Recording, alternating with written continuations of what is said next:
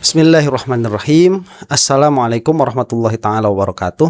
Alhamdulillahirabbil alamin wa sallallahu ala sayyidina Muhammadin wa ala alihi wa sahbihi wasallam, amma ba'du. Proses hukum yang menjerat Roy Suryo dan kawan-kawan sepertinya ini akan menjadi perbincangan yang amat sangat panjang di dunia hukum. Entah sampai saat ini sudah ada yang meneliti ini dari segi ilmu atau belum ya, misalkan dijadikan skripsi atau dijadikan tesis. Tetapi melihat dari proses hukum yang ada, kita bisa melihat bahwa di dalam proses hukum yang menjerat Roy Suryo dan kawan-kawan beserta klaster-klasternya ini, itu terdapat ketidakpastian hukum, yang mana seharusnya di negara kita itu yang menganut sistem kepastian hukum itu harus pasti dulu kesalahan apa yang dijeratkan kepada yang bersangkutan. Nah ini fakta ya, bahwa di ruang publik para ahli hukum itu splitting opinion, itu berbeda pendapat tentang permasalahan ini, maka bisa sedikit kita pastikan bahwa di dalam permasalahan ini ada pemaksaan penjeratan hukum. Karena kalau misalkan kepastian hukumnya itu ada ya, yang menjadi permasalahan itu kan bukan pada pasal apa yang dikenakan, tetapi apakah pasal yang dikenakan ini akhirnya terbukti atau tidak di pengadilan, di persidangan. Itu yang biasa terjadi begitu ya. Jadi perdebatannya itu apakah dia bersalah atau tidak atas pasal yang dituduhkan, bukan yang bersangkutan ini apakah pas dituduhkan oleh pasal itu atau tidak. Nah, apabila yang terjadi itu adalah seseorang ini apakah dia pantas sangkakan oleh pasal tersebut atau tidak, dan ini terjadi dissenting opinion di hadapan para ahli, maka ini sudah melanggar asas kepastian hukum. Nah, dan itu tidak menjadi aneh ya, karena memang ini adalah permasalahan politik yang menjijikannya. Yang terlibat adalah mantan presiden, yang mana seharusnya yang bersangkutan itu berlaku sebagai seorang negarawan, bukan sebagai seorang pecundang. Nah, singkat cerita kan sudah kita tahu semua ya, di antara yang ditersangkakan itu dia sudah ada yang lepas tanpa proses hukum, yang padahal tadinya sudah dilaporkan dan sudah dijadikan sebagai tersangka tanpa proses hukum dengan satu satu proses yang dinamakan restoratif justice, yang mana itu pun terjadi lagi banyak perdebatan. Jadi ini adalah sebuah kejadian yang tidak ada kepastian hukumnya. Oke, secara rekap kan kita sudah tahu semua ya, karena saya yakin yang menonton di sini itu bukan orang yang baru kemarin sore masuk ke dalam wilayah ijazah palsu ini. Nah, sekarang yang akan kita saksikan itu adalah argumennya para termul, karena mereka itu sedang ada di dalam honeymoon ya, sedang berbulan madu dengan Rismon Sianipar. Maka semua narasi yang tadinya sudah gagal dilemparkan terhadap para pejuang ini, Roy Suryo dan kawan-kawan, itu sekarang dicoba lagi dilemparkan kepada Roy Suryo dan kawan-kawan dengan landasan ada Rismon di sana. Jadi Rismon punya bukti, padahal Rismonnya sendiri belum berbicara. Nah, dan ternyata kan kemarin bahwa RJ-nya ini dilematis tuh bagi Rismon, karena Rismon itu quote and quote ya saya katakan harus menjadi hambanya termul. Jadi harus mengikuti apa kata termul. Keluarkan semua bukti yang menyudutkan Roy Suryo dan kawan-kawan, kalau ada begitu itu harus dikeluarkan, atau kalau misalkan tidak ada itu harus difabrikasi. seperti itu sepertinya. Nah, ini menjadi riuh rendah lah di ruang publik, dan salah satu yang lucu adalah narasi ini bahwa Rismon itu harus mencabut buku yang di dalamnya ada Rismon, yaitu Gibran Endgame dengan Jokowi's White Paper. Nah, yang mana ya seharusnya orang-orang itu tahu, tatkala penulis ini dia sudah memberikan karya tulisnya kepada penerbit, pada akhirnya nanti yang berhak untuk menghentikan peredaran itu atau tidak adalah penerbit, bukan penulis. Nah, itu kalau misalkan ini dilakukan secara profesional, dan sejauh yang saya lihat begitu ya, ini kan juga ada pihak-pihaknya, ada pihak penerbitnya, kemudian ada pihak yang malah katanya itu membiayai Rismon untuk menulis buku itu, dan itu wajar di dalam penulisan buku, tidak menjadi masalah. Sehingga sebetulnya Rismon sendiri tidak memiliki hak lagi untuk meneruskan distribusi itu atau tidak. Jadi kalaupun mau begitu ya, bukan memberhentikan distribusi kedua buku tersebut. Kalau mau buat buku baru yang mengcounter itu. Dan itulah yang kalau misalkan memang betul-betul serius begitu ya menganggap ini sebagai sebuah karya ilmiah, itulah yang ditunggu dari Rismond. Nah, yang saya katakan ini kita akan lihat videonya sekarang. Ini adalah pertemuan ya para termul. Di sini ada 3 orang. Yang satu namanya siapa? Lecumanan atau siapa? Lecumen begitu ya. Saya agak ini bukan mengejek ya. Karena saya tidak familiar dengan yang bersangkutan ini. Namanya siapa? Yang di tengah-tengah ini Ade Armando. Sebagian videonya sudah kita bahas kemarin. Kemudian datang Ade Azwan. Ini akan menjadi menarik ya. Ini 3 termul nih. Kita akan saksikan saja langsung supaya konteksnya lebih jelas. Terima kasih masih mau menunggu teman-teman rekan-rekan media. Hari ini sudah selesai karena di dalam yang ditandatangani semuanya sudah ditandatangani terlebih dahulu ya oleh Bapak Insinyur Joko Widodo, diwakilkan oleh tim penasihat hukum atau kuasa hukumnya. Giliran kami ini juga sudah menandatangani beberapa klausul perjanjian atau kesepakatan ya yang diajukan ya, sekali lagi yang diajukan oleh Rismond Hasiholaun Sianipar. Baik. Dan itu sudah kami sepakati ya bahwa pengajuan ini setelah kami baca klausul-klausul penting tentunya mengikuti apa yang disampaikan dan di draft oleh tim kuasa hukum. Baik, sampai sini dulu ya. Coba lihat nih. Ini kalau secara prosedur sebagaimana dikritik oleh Pak Ugur Seno, ini prosedurnya lebih jelas daripada prosedurnya Egy Sujana. Egy Sujana itu kan nggak ada seperti ini. Itu di mana penandatanganan pencabutan perkara itu nggak jelas begitu, karena datangnya ke rumah Jokowi tiba-tiba besoknya itu dikatakan restoratif justice sudah terjadi. Lusanya kalau tidak salah itu ya langsung pergi ke Malaysia Egy Sujana itu. Jadi nggak jelas di mana lokusnya terjadi restoratif justice ini.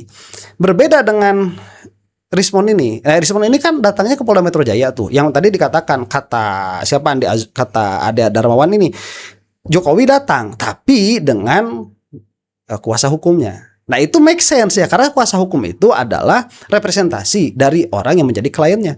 Cuma pertanyaannya, dan kami juga sebagai tim hukum, lah kalian siapa? Itu sekali lagi saya tekankan ya, siapa mereka ini yang mengaku sebagai tim hukumnya Pak Jokowi? Mereka itu siapa begitu? Ini yang Polda Metro harus menjelaskanlah kepada kita kenapa orang-orang seperti ini kok bisa melakukan MOU katakanlah demikian dengan Rismond. Siapa mereka itu? Ya, sehingga tim hukum juga tetap bersepakat dengan hal tersebut karena itu adalah satu rangkaian yang sama, sehingga yang paling penting adalah buku Jokowi's White Paper ya itu ditarik dari peredaran. Itu yang pertama. Yang kedua adalah Gibran Endgame juga ya, karena itu memang karya daripada saudara Rismond Hasiholaun Sianipar. Sebentar ya, kalau Endgame sendiri itu masih masuk akal secara narasi itu dicabut oleh Rismond. Tetapi secara praktek tidak bisa kalau ini berhubungan dengan penerbit. Nanti penerbit karena penerbit ini kan biasanya ya kalau di profesional begitu, itu kan sudah dibeli naskahnya. Kemudian kalau naskahnya sudah dibeli, hak penerbitan itu pada akhirnya ada di penerbit. Dan setahu saya penerbitnya ini justru menentang Rismond. Kan begitu, itu di dalam ceritanya. Nah, ini suka-suka mereka lah begitu ya. Mereka itu kan tidak terikat aturan. Aturannya ada, mereka itu melabrak aturan itu sendiri kok. Jadi ya suka-sukalah mau ngomong apa. Cuma kalau kita mau waras begitu ya, mereka ini siapa? Terus Rismond ini dalam keadaannya buku yang Endgame itu siapa? Penulis, betul. Tetapi di dalam penyebaran bukunya itu, distribusi bukunya, Rismond sudah tidak tahu menahu seharusnya. Dan di dalam buku Jokowi's White Paper, Rismond itu salah satu kontributor, bukan satu-satunya. Berbeda dengan yang wakil presiden gak lulus SMA tuh. Nah, yang menjadi pertanyaan begini, mereka itu siapa? Dan ini permintaan dari siapa?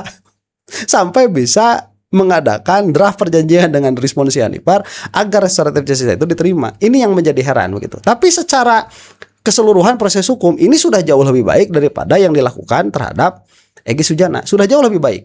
Jadi seharusnya kalau restoratif justice yang diberikan terhadap Rismond dengan cara seperti ini, seharusnya yang kemarin Egy Sujana itu batal seharusnya. Dan itu dalam logika dalam logika hukum yang telah dipakai oleh Jokowi. Kalau secara hukum murni itu pun seharusnya batal sedari awal begitu. Itu tidak berlaku. Sehingga merujuk pada klausal-klausal itu, kami juga menyepakati bahwa Saudara Risman harus segera di BAP terakhir untuk mencantumkan nih akan pengembangan hal-hal yang terkait dalang dibalik pendanaan-pendanaan yang mungkin beredar dari moncongnya sendiri, mulutnya Rismon sendiri, ya itu harus dipertanggungjawabkan semua. Karena saya juga nantangin tuh yang berani mendanai tindak pidana. Jadi bukan perjuangan, sekali lagi perbuatan tindak pidana adalah suatu perbuatan peristiwa pidana yang dilakukan baik sendiri-sendiri maupun bersama-sama untuk menyebarkan hoaks yang bersifat adalah tindak pidana, bukan perjuangan itu. Sebentar, ini siapa sih ada Darmawan itu ngomong apa? Ini dia sedang mendefinisikan apa itu tindak pidana ya. Ini ngaco. Kalau tindak pidana secara umum begitu didefinisikan dengan definisi ini. Jadi bukan perjuangan, sekali lagi perbuatan tindak pidana adalah suatu perbuatan peristiwa pidana. Pidana adalah perbuatan sebuah peristiwa pidana. Lah kan kita sedang membicarakan definisi pidana. Lah definisi pidana lah kok dimasukkan ke situ pidana. Jadi pidana itu apa? Ya, ini nggak jelas nih siapa ada Darmawan itu. Yang dilakukan baik sendiri-sendiri maupun bersama-sama. Oke. Untuk menyebarkan hoaks. Untuk menyebarkan hoax. Terus kemudian membunuh bukan pidana, mencuri bukan pidana, korupsi bukan pidana. Masa terkhusus hanya untuk menyebarkan hoax? Gimana sih? Itu kalau mau pidana khusus, itu pidana menyebarkan berita bohong misalkan begitu, atau pidana pencemaran nama baik tuh kalau mau. Itu pidana khusus, bukan pidana secara umum. Adapun tadi yang dikatakan sama si Ade Darmawan ini kan definisi pidana. Pidana adalah suatu perbuatan pidana. Loh, gimana sih ini? Aduh, gak jelas itu. Itu makanya nyebutin sapi adalah sapi. Sapi adalah hewan yang keluar dari ibu sapi. Ya gak jelas itu. Apa itu? Kalau kata mantik itu namanya definisinya apa? Daur ya. Itu jelek sekali definisi seperti ini. Menunjukkan entahlah. Yang bersifat adalah tindak pidana. Tuh, bukan perjuangan itu. Yang bersifat tindak pidana. Lah terus pidana itu apa? Nah, makanya kalau kita mau cari begitu ya. Ini saya sudah cari yang saya rasa definisi ini lebih bagus daripada definisinya Ade Darmawan. Jadi kalau misalkan kita mau mencari definisi yang dengan genus dan diferensia yang bagus, atau kita katakan dengan jenis dan fasol yang baik, tindak pidana itu bahasa Belandanya strafbaarheid ya. Saya tidak tahu cara membacanya Belanda bagaimana. Cuman begitulah. Adalah perbuatan manusia yang oleh undang-undang ditetapkan sebagai perbuatan yang dilarang dengan ancaman sanksi, serta dilakukan secara melawan hukum dengan kesalahan oleh pelaku yang dapat dipertanggungjawabkan. Jadi pelakunya dulu harus bisa mempertanggungjawabkan. Nah, berarti kan makanya ada orang-orang yang kalau misalkan dia itu katakanlah berkegangguan mental gitu, dia kan tidak melakukan tindak pidana karena dia tidak bisa mempertanggungjawabkan perbuatannya. Kemudian dia itu harus dilakukan secara melawan hukum dengan kesalahan. Nah, ini kan permasalahan Roy Suryo itu di situ. Apakah yang bersangkutan ini melakukan itu dengan melawan hukum atau tidak? Ini yang menjadi perdebatan yang saya sebutkan di awal. Karena ini adalah penelitian, bukan tindak perbuatan yang melawan hukum. Makanya tatkala dicari-cari ini melawan hukumnya apa? Error mereka itu pada akhirnya bingung, pada akhirnya masukin tuh pasal-pasal yang tidak definitif terhadap Roy Suryo dan kawan-kawan, dan inilah yang menjadi geger bagi para ahli hukum begitu. Jadi kalau dan dikatakan juga ini adalah perbuatan manusia yang oleh undang-undang ditetapkan sebagai perbuatan yang dilarang dengan ancaman sanksi.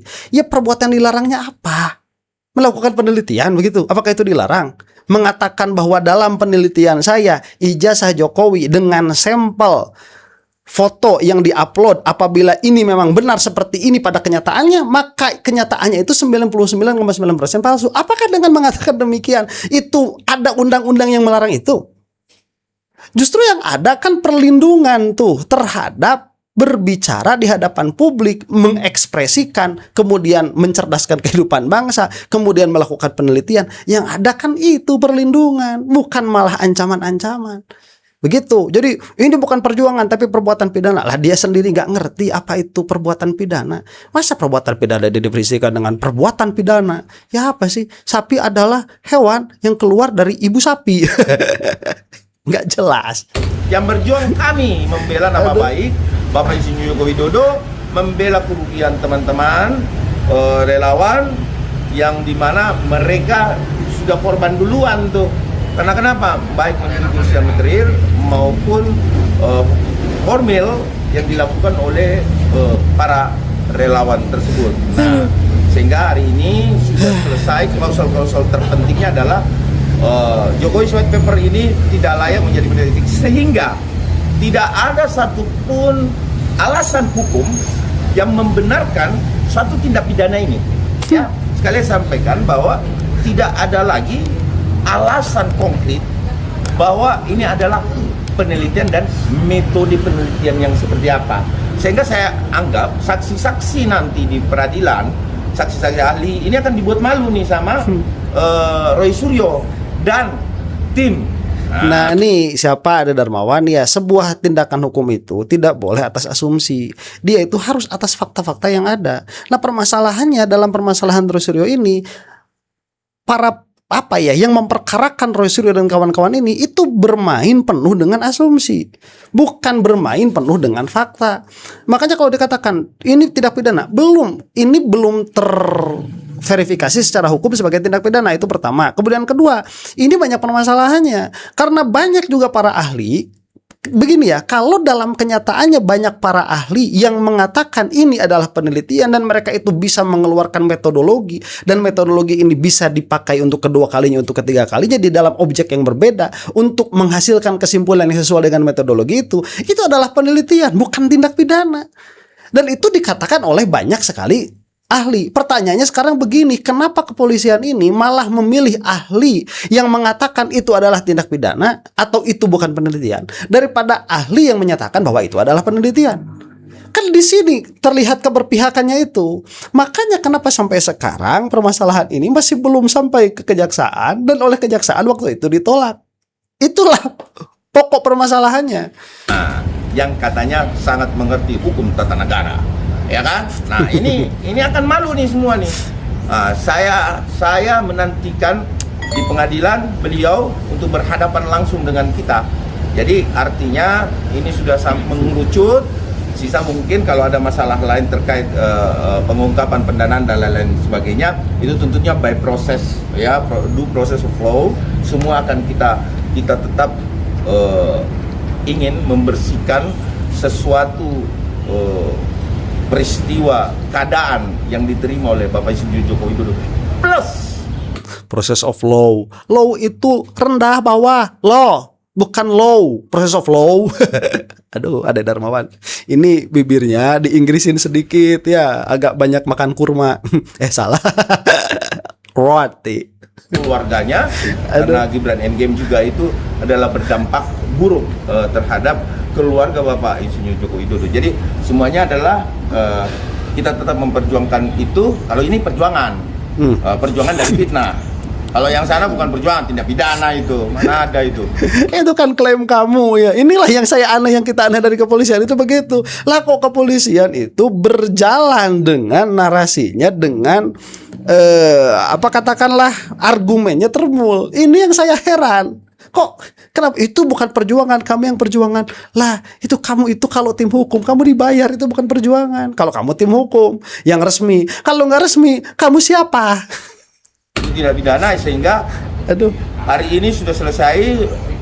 Saya mengembalikan kembali kepada pihak penyidik apakah akan dilakukan SP3 segera atau masih ada pertimbangan lain.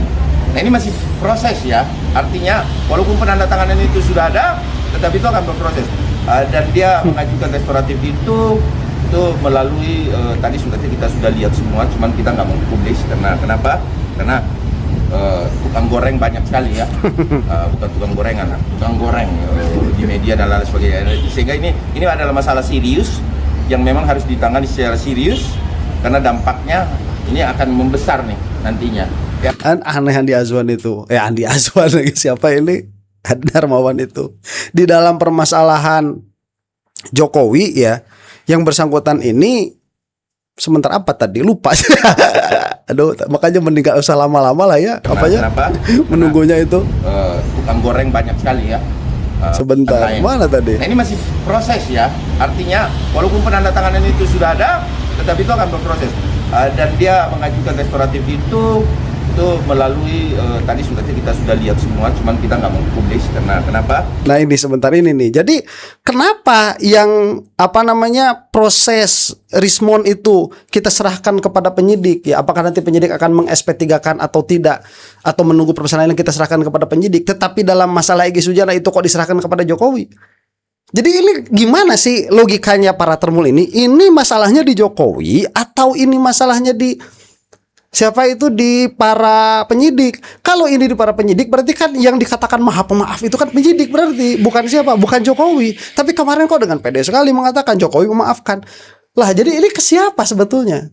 Jadi tatkala ada tadi ngomongin gorengan kan, tatkala ada masih ada bahan gorengan, ini dipindahkan dulu ke Jokowi. Tapi kalau tatkala sudah tidak ada bahan gorengannya seperti Egy Sujana, ini diserahkan ke Jokowi. Tapi kalau masih ada bahan gorengannya, nanti tanya saja ke penyidik begitu. Sebagaimana jurusnya Jokowi biasanya kan. Lah kok tanya saya? Ya tanya sana semua penyidik. Untuk bisa menjelaskan seperti apa situasi tadi yang di dalam bahkan seperti apa relawan menanggapi itu.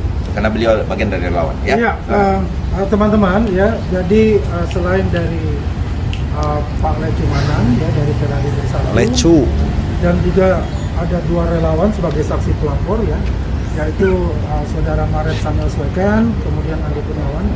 Andi Kurniawan masih on the way untuk datang kemarin, mungkin siang baru nanti akan dilihat tambahan itu mengenai RT dari saudara Pasien Lansian Ipar itu. Dan kami yang saya katakan tadi semua bersepakat, kita semua relawan itu adalah lurus ya.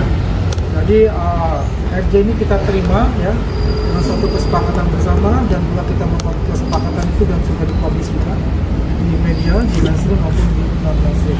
terus ya Bang Guci gimana ya Bang Guci? Ya RJ ini kita terima. Ya Bang Guci gimana? Kasihan Bang Mil kemarin udah ngeluarin duit ke Jepang. Aduh, ini termul sudah mulai terpecah ini.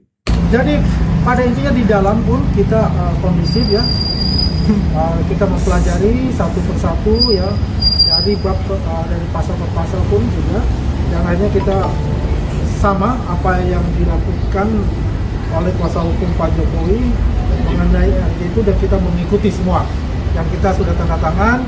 Dari Bang Lecu pun sudah menandatangani itu semua, tinggal kita menunggu dari Bang Maret yang mungkin besok sudah hadir ya, masih di luar kota itu. Nah, ada penyamaan nanti siang. Jadi yang saya katakan tadi, keyakinan saya dalam bulan April ini P21 itu perlu dicatat. Keyakinan saya ya terserah kamu. Dari katakan bahas ya, karena Andi Azwan bikin videonya sendiri. Cuman ini kan di take video ini setelah tadi adanya MOU lah, katakan demikian ya, atau katakanlah apa ya, kesepakatan dengan Rismon di dalam Polda Metro. Yang mana video sebelumnya yang saya buat itu sebelum masuk. Cuman kita sampai saat ini tidak melihat Rismon baik masuk ke kantor ataupun keluar dari kantor. Pertanyaannya kemana? Itu pertanyaannya, Rismonnya itu. Cuma kalau tadi mengatakan dalam keyakinan saya, keyakinan kamu itu Maya. Apakah demikian? Saya rasa ini agak kompleks. Akan kita bahas nanti. Apakah betul Roy Suryo ini akan ditangkap atau tidak? Itu di video yang lain, insya Allah. Dalam bulan April ini P21. Jadi kalau mereka melakukan yang namanya konferensi pers yang mengaburkan segala sesuatu dengan opini-opini penggiringan oleh mereka, tolong masyarakat untuk dipelajari dengan secara cermat. Karena ini merupakan bisa jadi ada plot twist, satu. Yang kedua adalah opini mereka, bukan opini yang sebenarnya yang terjadi.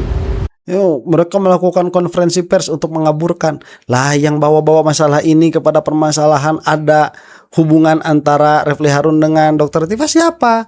Itu dari kelompok kalian itu, bukan dari kami. Kami itu ya, kita katakanlah kami lah ya saat ini mah. Karena memang apa ya, kita satu frekuensi lah. Mudah-mudahan dengan yang menonton juga demikian. Kami itu selalu mempermasalahkan substansi permasalahannya. Kita tidak mau belok sana, belok kanan, belok kiri dalam permasalahan ini dari awal demikian. Yang berusaha untuk mengaburkan ini dari Termul. Ya, mengenai kelangsungan dari MJ ini. Jadi kita semua gembira bahwasanya ini sudah mau masuk ke tahap P21 itu. Telat terus dari kemarin itu, ini udah telat 1 bulan lebih. Ya itu jadi masalah nanti. Apapun yang mereka lakukan kemarin dalam press conference itu adalah haknya mereka. Yang jelas apapun itu yang dikatakan tadi dari Bung Ade, kita akan pantau dan kita akan lawan dan kita akan gaspol. Itu aja. Saking gaspolnya kebablasan itu nggak ada rem ya. Sampai masalahnya kemana, yang dipermasalahkan apa, dibahas apa. Ada tambahan Pak Liju? Saya singkat saja. Ya ini kepada Dokter Tifa. Ya. Oh, Ya, Tifa dulu. Masih sakit hati. Kepada Tifa. Masih sakit ya, hati. Saya mau sampaikan, saudara itu ternyata masih melangsungkan kuliah S3. Saudari. Belum lulus sepenuhnya. Belum ada disertasinya. Sehingga menurut saya jangan lagi menggunakan atau memakai predikat doktor. Sebentar, itu kalau tidak salah double degree ya. Dan apa S1-nya? Doktor apa dokter begitu? Ya, saya tegaskan ini. Ya, jangan sampai nanti di persidangan saudara menggunakan gelar doktornya. Gelar palsu. Yang padahal gelar tersebut belum diselesaikan secara akademik. Ya, belum memperoleh pengukuhan dari universitas di mana tempat saudara melangsungkan perkuliahan. Saudari. Coba itu dicek lagi ya. Apakah memang Dokter Tifa sekarang kan masih kuliah. Itu mengatakan kemarin masih menyelesaikan disertasi. Cuman apakah itu disertasi S3-nya itu yang S3 lagi begitu, atau itu yang pertama? Nah, itu kan harus ditanyakan ya. Harus ditanyakan itu. Jadi apabila nanti saya jumpai memang masih dipergunakan predikat-predikat doktor itu, ya, saya kasih tahu ya. Yang namanya di pengadilan itu ada namanya sumpah. Oke, ketika seseorang saksi itu memberikan keterangan. Jadi saya wanti-wanti nih. Aduh. Jangan sampai lagi dipergunakan. Apabila memang tetap dipergunakan, kami selaku tim kuasa hukum, tim hukum tidak akan segan-segan melakukan upaya hukum. Tuh, tim hukum atau tim kuasa hukum? Kamu tuh yang bener. Kamu itu bicara atas nama apa? Itu yang pertama. Yang kedua, omongan ini berikan kepada Rismon ya, yang sudah bersumpah di bawah sumpah bahwa dia itu saksi yang menyatakan 1.000 triliun % ijazah Jokowi palsu. Itu Rismon. Itu omongan mereka itu kok selalu balik kepada mereka itu ya. Heran saya mah. Ya, itu dari saya, peringatan saya kepada Ibu Tifa. Demikian, ya dilanjutkan rekan saya. Ya. Jadi Ya, Pak pada Kudet dasarnya Jokowi White Papers yang selama ini kita selalu menjadi acuan, metodologi, penelitian dan lain. Ini sekali lagi sampaikan pada masyarakat Indonesia bahwa ini tidak lagi bisa digunakan sebagai bahan pembelaan. Kenapa? Karena Rismon Hasifullah Syarifat atau Bang Rismon menarik secara keseluruhan. Bahwa kemudian ada timbul penjualan dan lain-lain sebagainya, itu bukan urusan daripada kami sebagai pelapor, tetapi itu adalah urusan saudara Rismon. Begini ya, di dalam pemikiran itu dikenal yang namanya ijtihad itu dia tidak terhapuskan dengan ijtihad yang lain. Bukunya bisa ditarik, apa yang dituliskan itu sudah tidak bisa ditarik. Itu bisa dibantah, iya, tapi pada akhirnya kan akan kembali kepada yang membaca. Mana yang ada muatan politiknya, mana yang tidak, mana yang lebih kredibel di antara perkataan yang waktu menyebutkan Jokowi itu ijazahnya palsu dengan yang sudah menarik perkataannya itu. Pada akhirnya keputusannya bukan pada kalian, keputusannya tetap pada publik, pada yang membaca. Pada akhirnya kalau masih memang mau membaca buku-buku itu yang dituliskan sama Rismon juga, kalau masih ada marketnya, ya Egy Sujana saja sudah mulai sepi kok yang lihat itu. Nanti akan kita bahas insyaallah itu juga ya. Demikian, mudah-mudahan kita semua ada dalam maghfirah Allah Subhanahu wa taala. Wallahu taala a'lam bishawab. Assalamualaikum warahmatullahi taala wabarakatuh.